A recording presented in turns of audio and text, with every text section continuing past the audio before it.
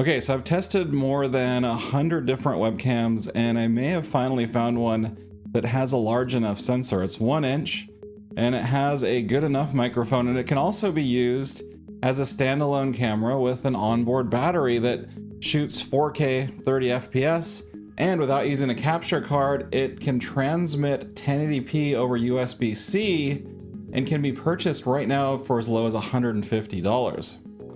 Now, you might be thinking it's a Sony ZV-1, but you'd be wrong because it's actually the Canon PowerShot V10. And before I go any further, this is an unsponsored test and review.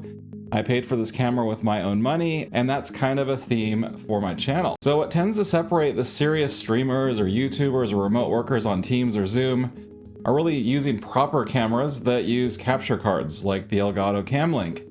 They'll use dummy batteries typically to give them power and also have good glass or lenses.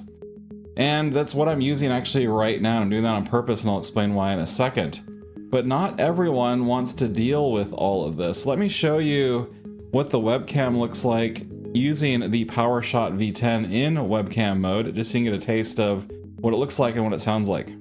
So this camera that you're looking at right here is the Canon PowerShot V10, and I'm connected over USB-C using kind of the webcam mode in the camera into my OBS environment.